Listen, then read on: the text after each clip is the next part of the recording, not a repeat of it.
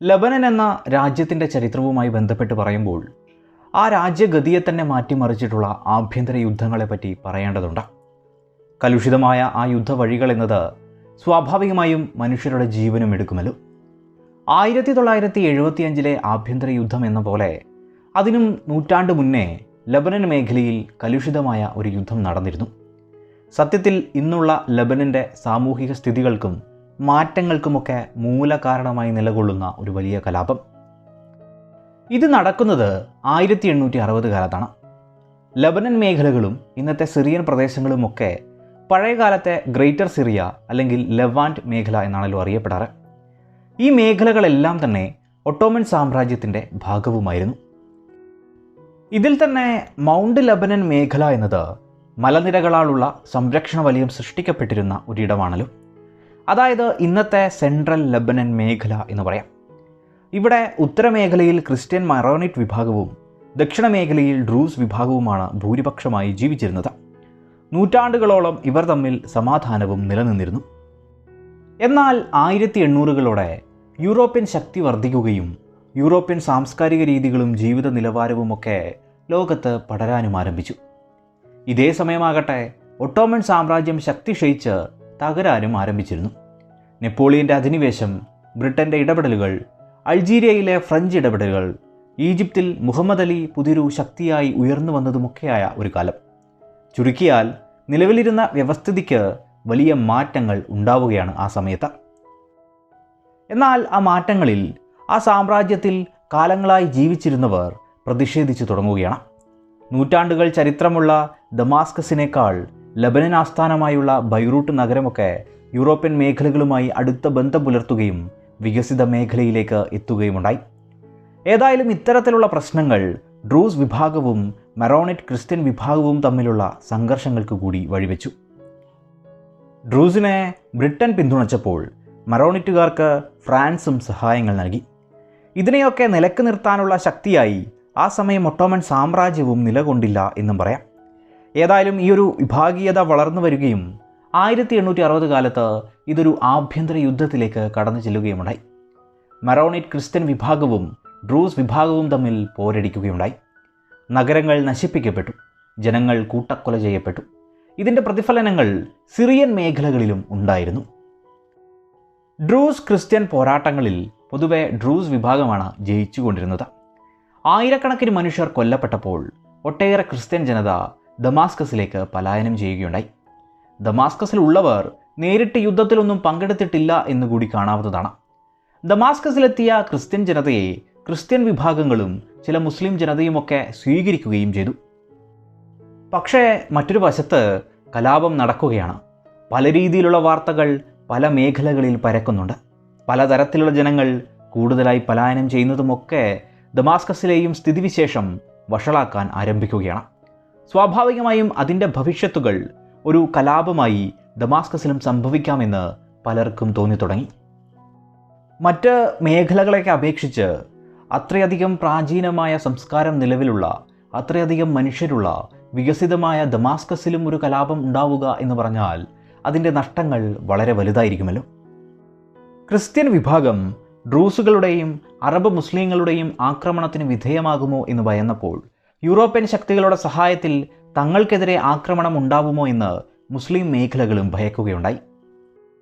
Draws ആക്രമണ വാർത്തകളും Christian ആക്രമണ വാർത്തകളുമൊക്കെ ഈ മേഖലയിലെ സമാധാന അന്തരീക്ഷത്തിന് മാറ്റം വരുത്തുകയും ഏവരിലും ഭയചകിതമായ ഒരു അവസ്ഥ ഉരുത്തിരിയുകയുമുണ്ടായി. ഈ ഒരു സമയം ഏതാണ്ട് 8000-ഓളം ക്രിസ്ത്യൻ ജനത അഭയാർത്ഥികളായി ഈ മേഖലയിലേക്ക് എത്തി എന്നാണ് കണക്ക്.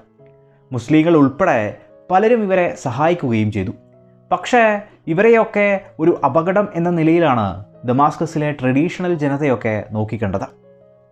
ഇതിനോടൊപ്പം തന്നെ എടുത്തു പറയേണ്ടുന്ന ഒരു വ്യക്തിത്വമാണ് അബ്ദുൽ ഖാദിർ എന്നത്.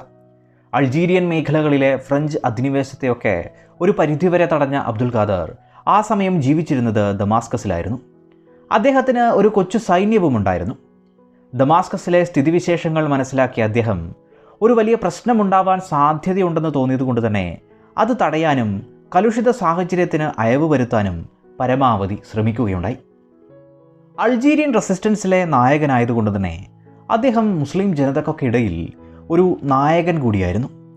ഇസ്ലാം മേഖലയിലെ ഓരോ പ്രമുഖരുമായും അദ്ദേഹം ചർച്ച നടത്തുകയും സമാധാനത്തിൽ നിലകൊള്ളുവാൻ അഭ്യർത്ഥിക്കുകയുമുണ്ടായി.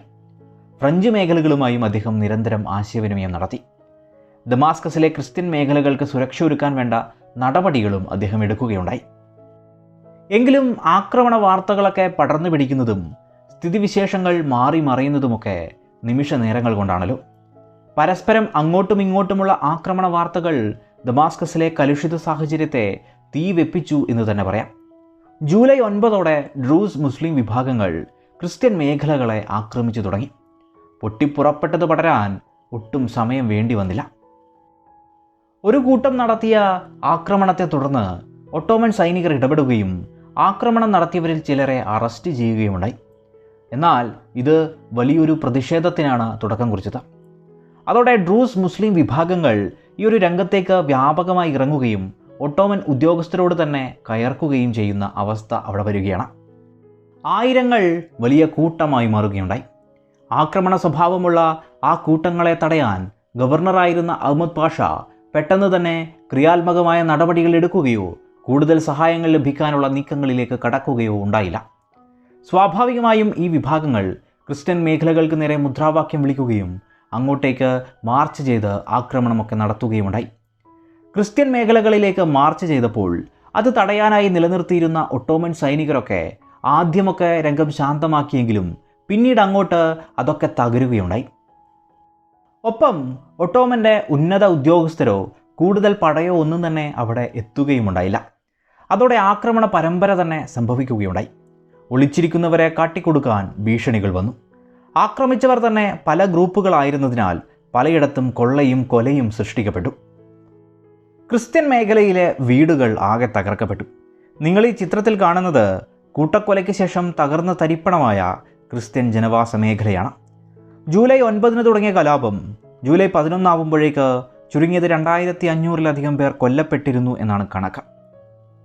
അൾജീരിയൻ റെസിസ്റ്റൻസ് നായകനായിരുന്ന നേരത്തെ പറഞ്ഞ അബ്ദുൽ ഖാദർ തൻ്റെ സ്വകാര്യ സൈന്യത്തെയും തൻ്റെ വീടുമൊക്കെ ഉപയോഗപ്പെടുത്തിക്കൊണ്ട് ഒട്ടേറെ പേരെ രക്ഷിക്കുന്ന സന്ദർഭവും ആ സമയത്തുണ്ടായി. അതുമായി ബന്ധപ്പെട്ട് സൃഷ്ടിക്കപ്പെട്ടിട്ടുള്ള ചിത്രങ്ങൾ ലോക പ്രശസ്തമാണെന്ന് കൂടി പറയേണ്ടതുണ്ട്. പിന്നീടുള്ള ദിവസങ്ങളിലും ആക്രമണമൊക്കെ തുടരുകയും മേഖലകൾ കൊള്ളയടിക്കപ്പെടുകയുമുണ്ടായി. മനുഷ്യർ ഒന്നുകിൽ കൊല്ലപ്പെടുകയോ അല്ലെങ്കിൽ പലായനം ചെയ്യുകയോ ചെയ്തു. ജൂലൈ 17 വരെയും കലാപം അതിശക്തമായി തന്നെ തുടരുകയുണ്ടായി. സ്വാഭാവികമായും ദമാസ്കസിൽ സംഭവിച്ചിരിക്കുന്ന ഈ ഒരു കൂട്ടക്കൊല അന്താരാഷ്ട്ര മേഖലകളിൽ വലിയ വാർത്തയായി. വലിയ പ്രതിഷേധങ്ങൾ തന്നെ അവിടെയൊക്കെ ഉണ്ടാവുകയും ചെയ്തു. സിറിയൻ ക്രിസ്ത്യൻസിനെ സംരക്ഷിക്കാനും സമാധാനം ഉറപ്പുവരുത്താനായും ഫ്രാൻസ് 6000 സൈനികരെ അയക്കാനൊരുങ്ങി. ബ്രിട്ടീഷും ഒരു സംഘത്തെ നിയോഗിക്കുകയുണ്ടായി. ഒട്ടോമൻ മേഖലയിലെ യൂറോപ്യൻ സാന്നിധ്യവും അവരുടെ ഇടപെടലുകൾ വിജയം നേടിയാലുണ്ടാവാവുന്ന പ്രത്യാഘാതവും മനസ്സിലാക്കിയ അതുവരെയും ഒന്നും ചെയ്യാതിരുന്ന ഒട്ടോമൻ സാമ്രാജ്യം അതിവേഗം നടപടികളെടുക്കുകയാണ്. ഒട്ടോമൻ സാമ്രാജ്യത്തിലെ നിർണായക വ്യക്തിത്വമായിരുന്ന മെഹ്മദ് ഫുവാദ് പാഷയെ തന്നെ അങ്ങോട്ട് അയക്കുകയാണ്.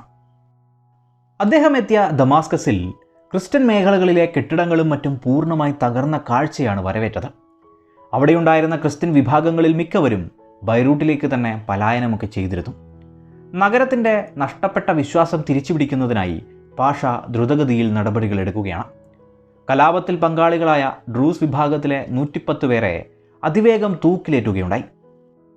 അതിനുണ്ടാവുന്ന പ്രതിഷേധങ്ങളെയൊന്നും വകവയ്ക്കാതെ എല്ലാത്തിനെയും ഫുവാദ് പാഷ ആഴ്ചകൾക്കുള്ളിൽ അടിച്ചമർത്തുകയാണ് ഉണ്ടായത്.